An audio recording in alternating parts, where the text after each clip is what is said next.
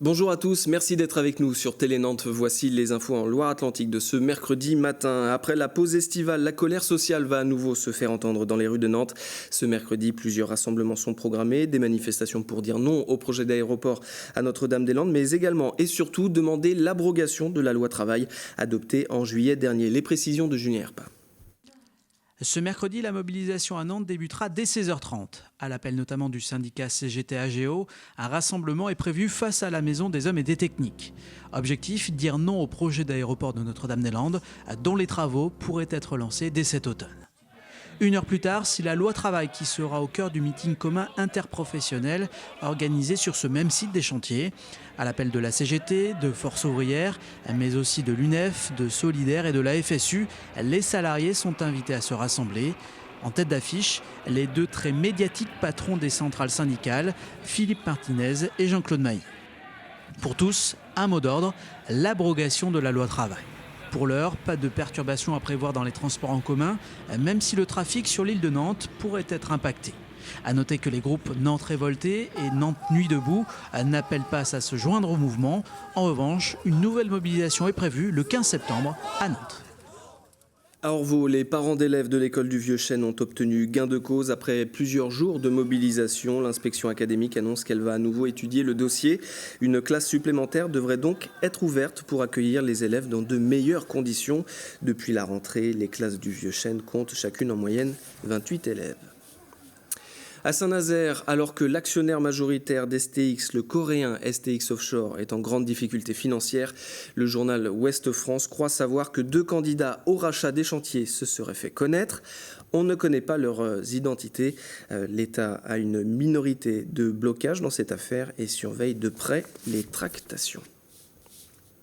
Quel avenir pour la centrale de Cordemais? Cette question a été abordée ce mardi matin lors d'une réunion publique organisée par le comité central d'entreprise d'EDF. 300 personnes étaient présentes à l'hippodrome, parmi elles beaucoup de représentants syndicaux, mais également des habitants. Certains sont inquiets car la question de la fermeture de la centrale pourrait se poser dans les années à venir et les 2000 emplois directs et indirects générés par le site seraient alors en sursis.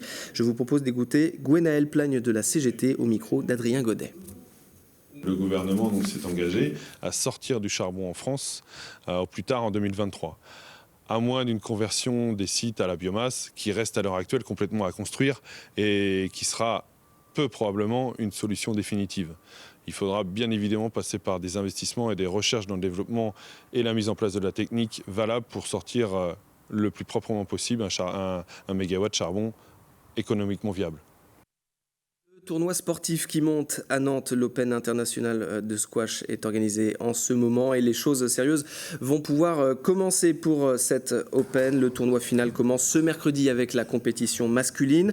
Ça se passe à la Cité des Congrès avec certains joueurs faisant partie du top niveau mondial. 50 joueurs et joueuses sont inscrits, 16 nations sont représentées, 4000 spectateurs sont attendus cette semaine.